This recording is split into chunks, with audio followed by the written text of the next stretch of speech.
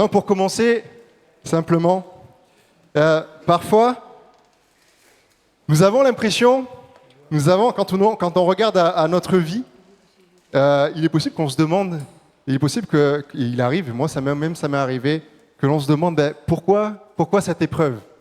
Pourquoi est-ce que je passe par là? Pourquoi ce silence de Dieu? Pourquoi ce délai de réponse? Pourquoi Dieu est si long à me répondre? Pourquoi est-ce que Dieu il agit comme cela avec moi? Je pense que plusieurs se sont déjà posé cette question. Je ne sais pas, mais moi oui. Et si ces moments donc que nous traversons, si ces moments que nous traversons donc, il peut arriver que ces moments qu'on traverse, on les trouve inutiles. Mais l'histoire, c'est que en réalité, eh bien, ces moments qu'on traverse font partie d'un travail de Dieu dans notre vie. On n'a peut-être pas l'impression, des fois on a l'impression que c'est une épreuve, c'est pour nous éprouver ou autre, mais les moments d'épreuve, les moments qu'on peut traverser, comme je viens de dire, font partie du travail de Dieu dans notre vie. Et ce matin, donc, nous allons voir ce que signifie être, et c'est le titre de mon message, entre les mains du potier. Et je vous invite à pouvoir ouvrir la parole de Dieu avec moi dans Éphésiens au chapitre 2 et verset 10.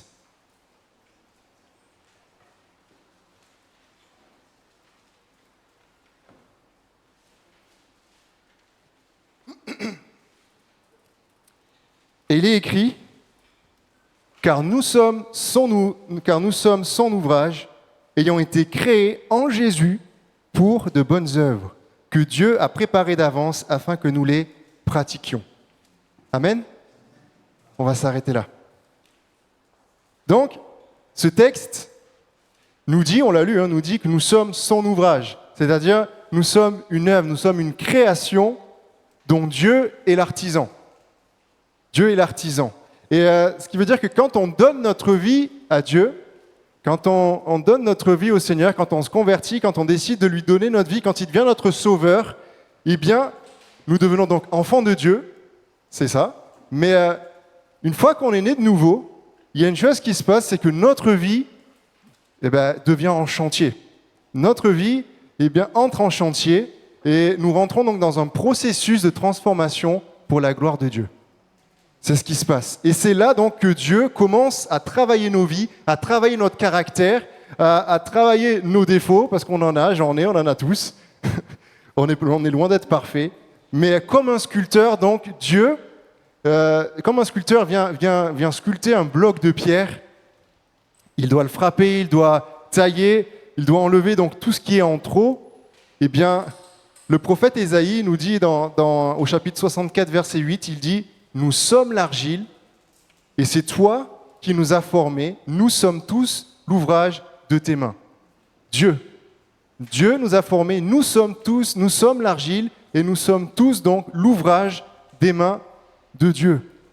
Donc de la même manière, nous avons besoin d'être façonnés, et pour cela, Dieu va travailler notre cœur, notre âme, notre esprit, et il va pour cela également nous corriger. Ça va passer par le fait de nous corriger, nous façonner dans les moindres détails pour justement également nous perfectionner. C'est ce que Dieu va faire. Il va entamer un travail dans nos vies. Et nous avons tous vu Dieu, à un moment donné, justement, dans certains domaines de notre vie, travailler. Ça l'est encore. Mais nous avons tous vu Dieu, certains peut-être, manquer de patience, étaient impatients, et petit à petit, ils ont appris la patience. Peut-être que certains d'entre vous, je ne sais pas, on peut dire peut-être qu'ils ont lutté avec l'orgueil. Peut-être qu'on luttait avec l'orgueil, mais Dieu, justement, nous a enseigné l'humilité. Peut-être que justement, on était centré sur nous-mêmes, mais Dieu nous a appris à servir les autres. Et ça, c'est la preuve, justement, de l'œuvre de Dieu dans nos vies. Que Dieu travaille dans nos vies. Et bien sûr, ce travail, cette formation qui est là, bien sûr, comme je le disais, dure toute notre vie, va durer toute notre vie, peu importe le nombre d'années que l'on est chrétien. On peut être chrétien depuis 3 mois, 6 mois, 2 ans, 3 ans, 30 ans, 40 ans. Dieu travaille toujours continuellement notre vie. Et on le voit, l'apôtre Paul le dit dans Philippiens au chapitre 1, verset 6.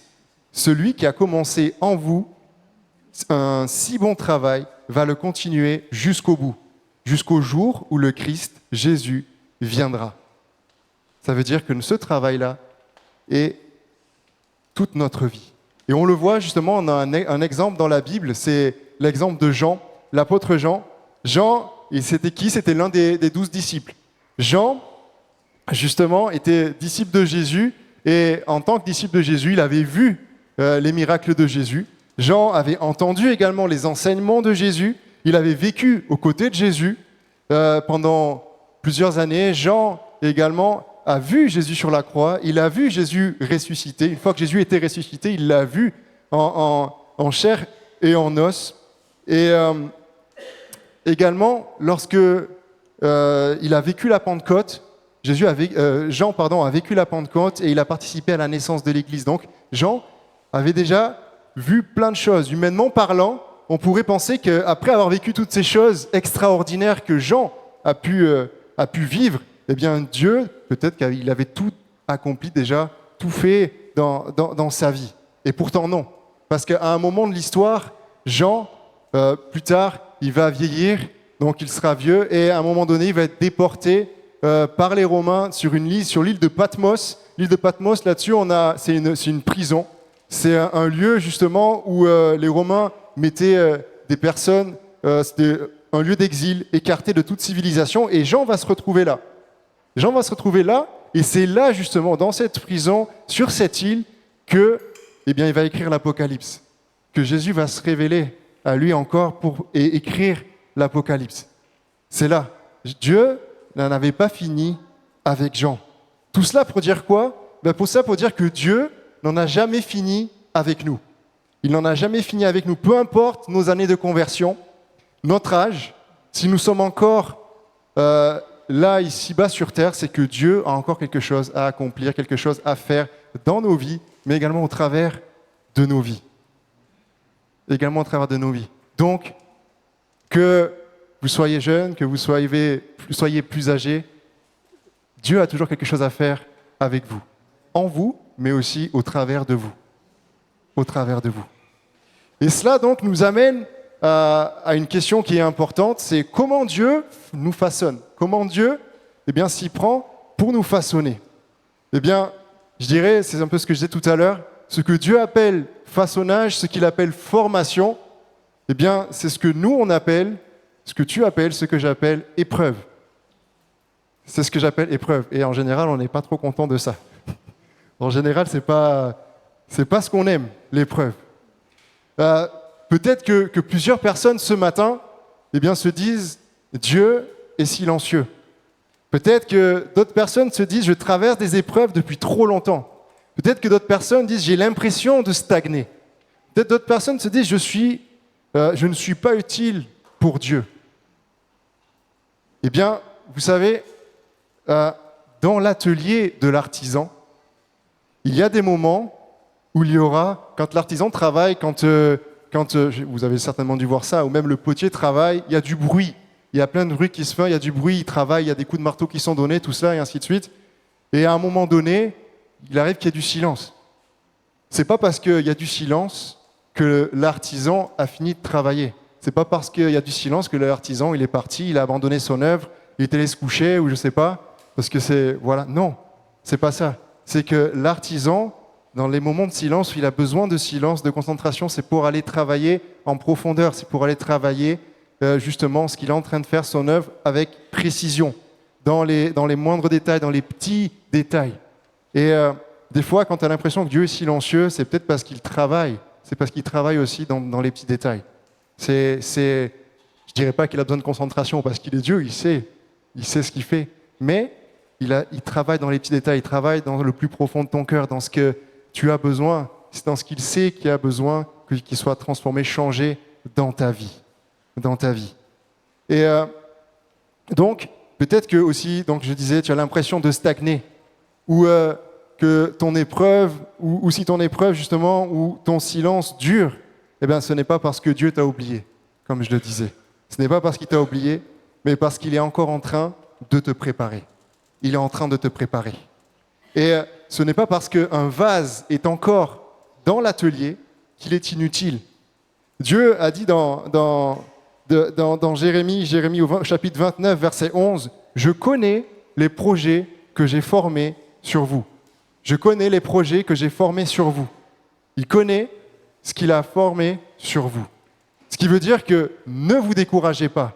Ne vous découragez pas. Dieu a formé des projets pour toi.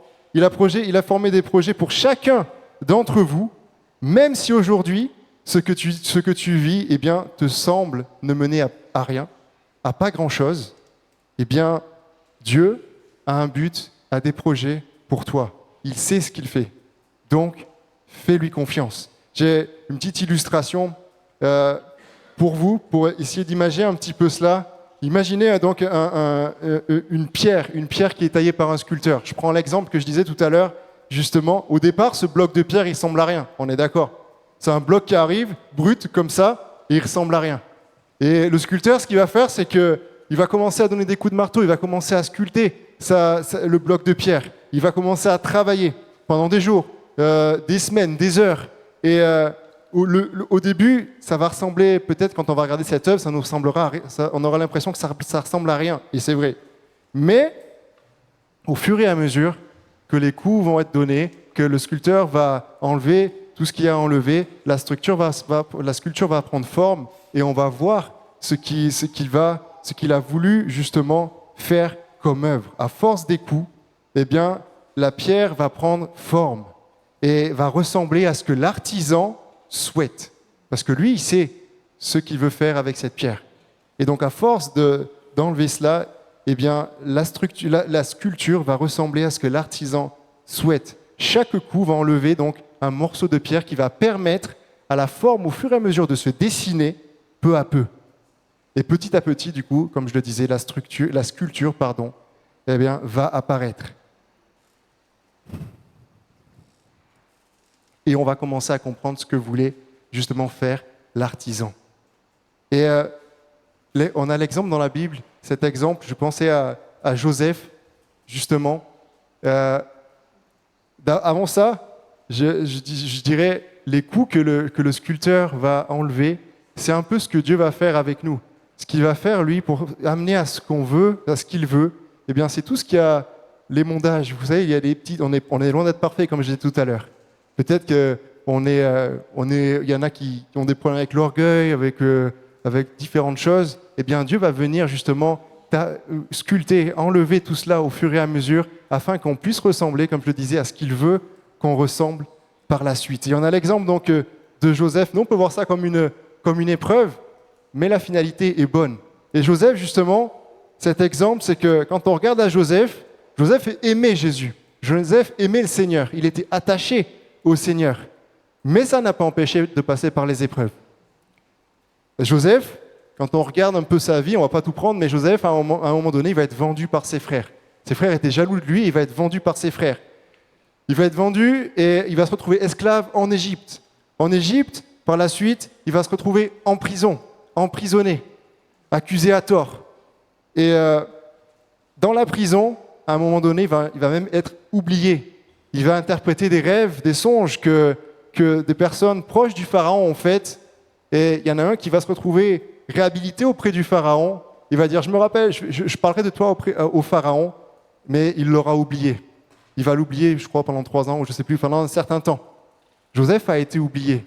Mais pendant toute cette période où il a vécu ces épreuves, parce que c'est pas rien, bien Dieu travaillait dans son cœur. Dieu travaillait, Dieu le façonnait. Parce que le but, ce que Dieu voyait, même si Dieu était silencieux, eh bien ce que Dieu voyait, c'est la finalité, le après. Si Joseph n'était pas passé par là, il n'aurait pas pu devenir premier ministre de l'Égypte, juste en dessous du Pharaon. Il n'aurait pas pu justement sauver les Égyptiens, il n'aurait pas pu sauver sa famille. Et même, c'est les peuples des alentours. Dieu avait un but pour Joseph. Et il y a d'autres choses après par la suite, mais en tout cas, là, s'il n'était pas passé par là, il n'aurait pas pu. Sans cette formation, il n'aurait pas pu accomplir justement ce que Dieu avait prévu pour lui. Et il en est souvent de même pour notre vie avec Dieu. Pendant que nous traversons certaines situations, eh bien, nous ne comprenons pas toujours ce qu'il est en train de faire, ce que Dieu est en train de faire dans nos vies. Nous voyons les coups de marteau, mais nous ne voyons pas encore l'œuvre terminée. Pourtant, Dieu ne fait jamais rien au hasard. Dieu sait ce qu'il fait. Et c'est pourquoi Paul va dire également « Toute chose concourt au bien de ceux qui aiment Dieu ». Toute chose concourt au bien de ceux qui aiment Dieu. Cela veut dire que rien n'est inutile. Et rien de ce que ces enfants vivent n'est vain. Même si ce par quoi tu passes, si ce par quoi tu passes te semble mauvais, te semble difficile, eh bien, Dieu le fait concourir à notre bien. Dieu le fait concourir à notre bien. Et donc, ce travail que Dieu opère en nous, eh bien, est différent pour chacun d'entre nous, pour tous. Nous sommes tous différents et Dieu sait justement ce qu'il veut faire en nous. Il ne va pas faire des copies, mais Dieu sait ce qu'il veut faire en chacun d'entre nous et le travail est différent. C'est pourquoi il nous travaille donc différemment. Et l'argile, quand on regarde un peu, se façonne de manière différente. Il y a différentes techniques de façonnage. Alors, je suis loin d'être un expert dans tout cela. Hein. Je ne suis pas un potier, mais il y a des techniques qui imposent de passer par la déformation, par le creuset. Des fois, on rajoute même un peu de terre. Certaines méthodes sont ancestrales également et nécessitent le travail à la main. D'autres sont plus modernes. Il y a aussi certaines méthodes, certaines techniques qui prennent peu de temps, voire même beaucoup de temps avec des moments de pause. Et d'autres, justement, eh bien, sont beaucoup plus rapides. Mais ce qu'il faut se dire là-dedans, c'est que l'artisan, donc Dieu, si on ramène à nous, l'artisan choisit toujours la technique la plus adaptée à l'œuvre qu'il veut obtenir et à l'usage qu'il prévoit pour elle. Ce que nous devons comprendre, simplement, c'est que Dieu ne forme pas tous ses enfants de la même manière. Certains traversent certaines épreuves, d'autres non. Mais certains voient les choses avancer rapidement, tandis que d'autres ont l'impression d'être dans un processus beaucoup plus long. Ça s'éternise des fois.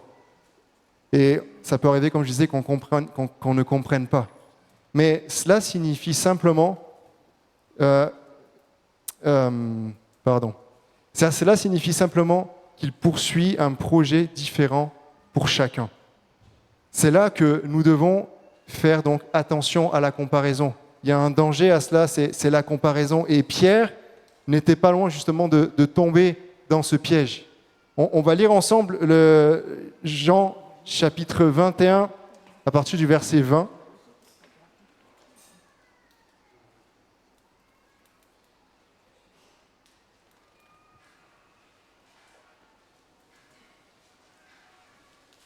Et il est écrit, Pierre s'étant retourné, vit venir après eux le disciple que Jésus aimait. Celui qui, pendant le souper, s'était penché sur la poitrine de Jésus et avait dit, Seigneur, qui est celui qui te livre ? En le voyant, Pierre dit à Jésus, et celui-ci, Seigneur, que lui arrivera-t-il ? Jésus lui dit, si je veux qu'il demeure jusqu'à ce que je vienne, que t'importe ? Toi, suis-moi. Là-dessus, le bruit courut parmi les frères que ce disciple ne mourrait point. Cependant, Jésus n'avait pas dit à Pierre qu'il ne mourrait point, mais si je veux qu'il demeure jusqu'à ce que je vienne, que t'importe ? C'est ce disciple qui rend témoignage de ces choses et qui les a écrites. Et nous savons que son témoignage est vrai. Ça veut dire quoi ? Ça veut dire que après que Jésus lui ait annoncé à Pierre justement ce qu'il attendait, c'est ce qu'on voit quelques versets plus tôt. Jésus va annoncer à Pierre ce qu'il attendait, ce qui allait l'attendre. Pierre va se retourner et il va voir Jean et va demander au Seigneur ce qu'on a lu. Est-ce que celui-ci, Seigneur, qu'est-ce qu'il va lui arriver ? Qu'est-ce qui va arriver à Jean ? Et Jésus va lui répondre, bien, que t'importe ? Que t'importe ? Ce qu'il va lui arriver, en quelque sorte, ça ne te regarde pas. Ça devrait pas, ça te regarde pas. Toi, justement, suis-moi. Toi, suis-moi. Jésus ne lui explique pas justement le plan qu'il a pour Jean, mais il va simplement lui dire, eh bien toi, suis-moi. Ne t'occupe pas de lui, mais toi, suis-moi. Et combien de fois, nous-mêmes, nous faisons la même chose? On peut regarder la vie des autres et se dire, mais pourquoi lui avance-t-il plus vite? Pourquoi son épreuve, lui, semble-t-elle terminée alors que la mienne, elle dure encore?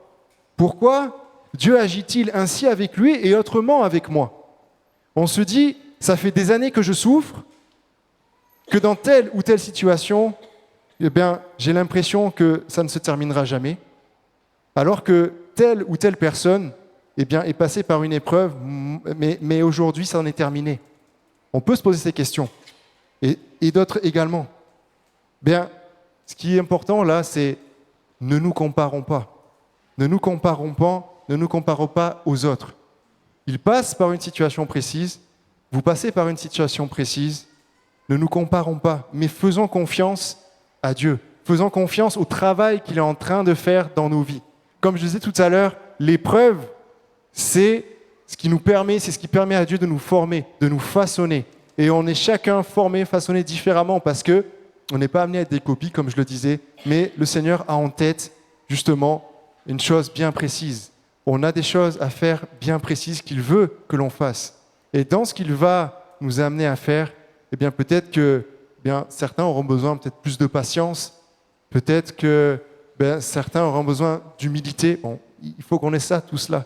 Mais il y a différentes choses dont on va avoir besoin, que Dieu est en train de former dans nos vies, parce qu'on n'est pas tous pareils au même niveau également. Et Dieu, ce que lui veut, eh bien, c'est qu'on arrive à ce qu'il veut que l'on soit.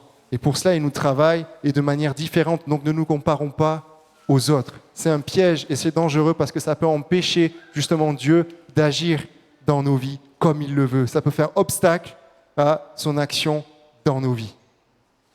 Et tout cela pour arriver justement à... Lorsque Dieu nous façonne, comme je le disais, il nous façonne tous différemment. Mais la chose importante, c'est que vers quoi cherche-t-il à nous conduire? Vers quoi Dieu cherche-t-il à nous conduire? Eh bien, la réponse, elle se trouve dans le verset qu'on a lu au tout début. Paul, il va dire une chose, il va dire « ayant été créés en Jésus-Christ ». Ayant été créés en Jésus-Christ. Tout ce que Dieu crée, comme je le disais, n'est pas au hasard. Mais il a un modèle parfait. C'est Jésus-Christ. C'est Jésus-Christ le modèle parfait. Notre but ne doit pas être justement de réussir notre service pour Dieu, ne doit pas être d'être béni, simplement, d'être reconnu par tous ceux qui nous entourent, mais justement de ressembler à Jésus.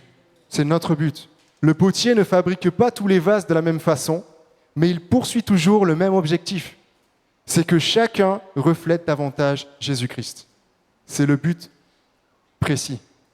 On n'est pas façonné de la même façon, mais notre but, c'est de refléter davantage Jésus. Et Romains, au chapitre 8, verset 29, il le dit, « Car ceux qu'il a connus d'avance, il les a aussi prédestinés à être semblables à l'image de son Fils. » Ressembler à Christ, c'est voir son caractère se former en nous. Ressembler à Christ, c'est voir son humilité, son amour, son pardon, son obéissance au Père, sa compassion, sa sainteté se développer dans nos cœurs, dans nos vies. C'est cela, ressembler à Jésus. On a l'exemple lui-même. Jésus, lui, il a été rejeté. Jésus, il a été rejeté, mais qu'est-ce qu'il a fait? Eh bien, il a continué à aimer. Jésus, il a été maltraité, mais il a continué, justement, à guérir les gens. Il a continué à avoir compassion d'eux.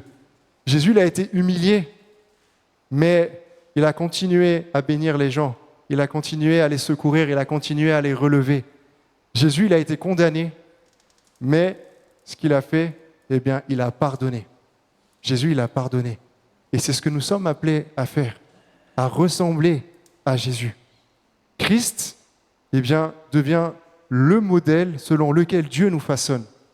Il est le modèle selon lequel Dieu nous façonne. Il a un modèle infaillible qui ne changera pas, qui ne changera jamais. Jésus, il reste le même hier, aujourd'hui et éternellement. Aujourd'hui, hier et éternellement. Il ne change pas. Des fois, on peut avoir des modèles, on peut prendre comme modèle dans cette société des personnes, mais ces personnes changent. Ces personnes, elles changent. Avec le temps, elles changent. Jésus, lui, reste le même. Il est infaillible, il reste le même, il ne change pas. Il ne change pas.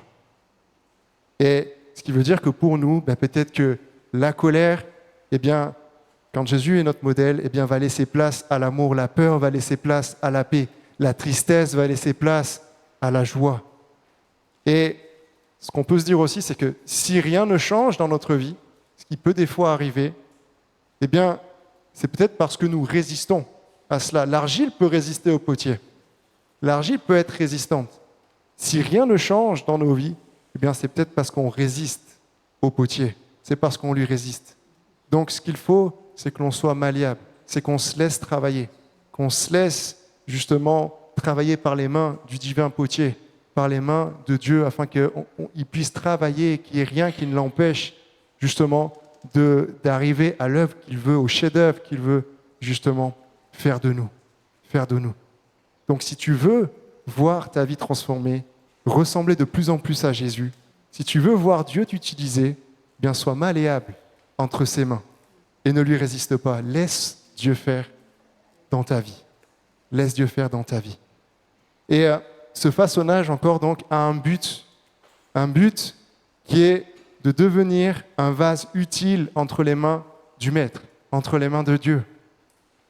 2 Timothée au chapitre 2, versets 20 à 21, il est écrit « Dans une grande maison, il n'y a pas seulement des vases d'or et d'argent, mais il y en a aussi de bois et de terre. Les uns sont des vases d'honneur et les autres sont des vases d'un usage vil. Si donc quelqu'un se conserve pur, en s'abstenant de ces choses, il sera un vase d'honneur, sanctifié, utile à son maître, propre à toutes bonnes œuvres. Propre à toutes bonnes œuvres.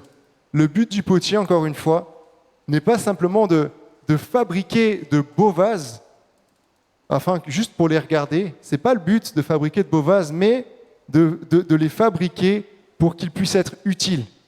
Le but, c'est que l'on soit utile entre ses mains. Ce n'est pas juste qu'on soit tout beau, bien, non, c'est qu'on soit utile entre ses mains. Utile pour ce qu'il a prévu comme projet pour nous. Et de la même manière, donc, Dieu ne travaille pas notre caractère uniquement pour être, pour notre bien-être personnel, mais Dieu nous façonne afin que nous devenions utiles entre ses mains. Chaque correction, chaque enseignement, chaque épreuve que l'on peut traverser, que l'on traversera encore, que l'on a traversé même également, avec lui poursuit un but bien précis, c'est de faire de nous des vases sanctifiés, disponibles et prêts pour son service. Prêts pour son service. Donc Dieu ne cherche pas seulement des personnes qui sont capables, mais des personnes disponibles, consacrées, qui se laissent transformer par lui, qui se laissent façonner par lui. Et plus nous nous laisserons façonner par lui, plus nous deviendrons des instruments qu'il peut utiliser pour bénir les autres, pour servir, pour encourager et accomplir son œuvre, accomplir ce qu'il désire pour chacun d'entre nous. Ce qu'il désire pour chacun d'entre nous. Donc, rapidement pour conclure, Dieu a prévu, comme on l'a vu, d'avance des projets qui sont bien précis pour chacun d'entre nous. Et il nous prépare pour ces projets. Il nous prépare pour cela. Peut-être que vous êtes déjà rentrés dans certains projets que Dieu a pour vous. Et là, vous passez par des temps difficiles. Mais il y a une suite à ça. Dieu, il sait pourquoi. Il sait ce qui va arriver par la suite. Donc, dites-vous qu'il est en train de vous former. Il est en train de vous façonner. Peut-être que vous passez par l'épreuve de la foi. Mais Dieu travaille votre foi parce qu'il sait ce qui va arriver après. Peut-être que vous allez avoir besoin d'une foi encore plus grande. Et c'est bien. Il sait pourquoi il fait. Tout ce qu'il fait a un but. Ce n'est pas au hasard. Ce n'est pas au hasard. Rien n'est fait au hasard. Rien n'est fait au hasard. Dieu a toujours une intention derrière ce que tu traverses. Il y a toujours une intention de Dieu derrière ce que tu traverses. Rien n'est fait au hasard. Et donc, notre responsabilité, comme je le disais, est de nous laisser façonner et de nous laisser transformer par Dieu. Il nous faut rester entre ses mains, entre les mains du potier. Il nous faut lui faire confiance dans le fait qu'il nous façonne, de comment même il nous façonne, même si ça nous paraît des fois, on ne comprend pas. Il faut que l'on reste justement entre ses mains. Et lorsque le moment sera venu, eh bien, il nous faudra marcher dans les œuvres qu'il a préparées d'avance pour nous. D'avance pour nous. Ne pas avoir peur de faire le pas et d'y aller. Mais nous faudra marcher et y aller en disant « Seigneur, tu es avec moi, tu m'as façonné, tu m'as préparé pour ça. Si ça se présente devant moi, c'est que je suis prêt. Si tu m'ouvres la porte, c'est que je suis prêt. C'est que je suis prêt à y aller. » Une dernière chose à laquelle je pense, il y a des fois, quand je parlais de tout à l'heure de résister, bien, des fois, on peut lui résister et en se disant on ne croit pas forcément comment je peux dire ça? Comment je peux dire ça? Je sais plus. Bon, c'est pas grave. Désolé, ça reviendra. Bon, vous l'aurez compris, ce que je veux dire, c'est que les épreuves, oui, il y a différentes choses, mais l'épreuve aussi fait partie, du façonnage de Dieu. Il façonne nos vies au travers des épreuves. C'est comme ça qu'il le fait. Donc, gardez confiance en lui. Persévérez et votre vie va changer, votre vie va être transformée. Faites-lui confiance. Amen. Amen. Et si peut-être quelqu'un passe actuellement dans l'épreuve, c'est difficile. Prenez le temps ce matin vraiment de prier. Seigneur, aide-moi à persévérer, aide-moi à tenir bon. Aide-moi à rester entre tes mains, même si des fois c'est dur, même si des fois c'est compliqué. Je veux rester ferme entre tes mains. Je veux pas justement te résister. Je veux pas partir. Seigneur, je veux que ton œuvre s'accomplisse dans ma vie. Aide-moi à tenir bon. Aide-moi à persévérer. Et fortifie-moi, encourage-moi, Seigneur, encore ce matin, afin que je sois cette œuvre que tu veux que je sois. Amen. Seigneur, je te prie simplement, mon Dieu, parce que c'est vrai que tu nous as parlé au travers de ta parole ce matin. Tu m'as parlé au travers de ta parole également, Seigneur. Et Jésus, c'est vrai, nous sommes, Seigneur, mon Dieu, ces œuvres, Seigneur, que entre tes mains. Tu es l'artisan, tu es, Seigneur, mon Dieu, le potier. C'est toi qui nous façonne, mais comme tu le désires. Et je te prie de nous aider, s'il te plaît, à nous laisser façonner, Seigneur mon Dieu, comme toi tu le veux. Seigneur, à pas imposer les choses, mais à nous laisser façonner comme toi tu le désires, comme toi tu le veux, afin que l'on ressemble, Seigneur, à ce que tu veux que l'on ressemble. Seigneur, tu as le meilleur pour nous. Tu as, Seigneur, ce qu'il y a de mieux pour nous. Tu sais ce qui est le mieux pour nous. Tu sais ce qui est le meilleur pour nous. Seigneur, tu as des projets, Seigneur, de paix. Seigneur, pour chacun d'entre nous, de bons projets. Tu as prévu toutes choses d'avance pour nous, afin que nous les pratiquions. Seigneur, ces œuvres, il faut qu'on les pratique. Alors, Seigneur, aide-nous, Seigneur, toute notre vie à rester, Seigneur, entre tes mains, entre les mains du divin potier, et nous laisser transformer, nous laisser façonner, comme tu le désires, même si c'est dur, même si des fois ça fait mal, même si des fois on ne comprend pas, Seigneur. Je te prie, s'il te plaît, que chacun d'entre nous, on reste, Seigneur, entre tes mains, Seigneur. Et que si on est tenté, Seigneur, soit de te résister, soit de sortir, Seigneur, de l'atelier, Seigneur Jésus, eh bien que tu nous en empêches, que tu nous gardes, Seigneur, mon Dieu, entre tes mains, que tu nous aides, tu nous montres, Seigneur, quand on dévie, quand on s'en va, afin de rester, Seigneur, toujours entre tes mains, parce que toi seul sais ce qui est le meilleur pour nous, ce qui est bon pour nous. Et ce que tu désires, c'est qu'on accomplisse ton œuvre, afin que ton royaume avance, afin qu'un maximum de personnes, Seigneur mon Dieu, entendent parler de toi, afin qu'un maximum de personnes réalisent qui tu es. Et cela, Seigneur, on a ce privilège que tu aies choisi chacun d'entre nous pour le faire. Seigneur, alors merci, Seigneur, du travail que tu as déjà fait en nous, et merci du travail que tu vas encore accomplir en nous, Seigneur. Dans le nom de Jésus, je t'ai prié. Amen. Bonne fin de journée à vous, que le Seigneur vous bénisse, et passez une bonne semaine.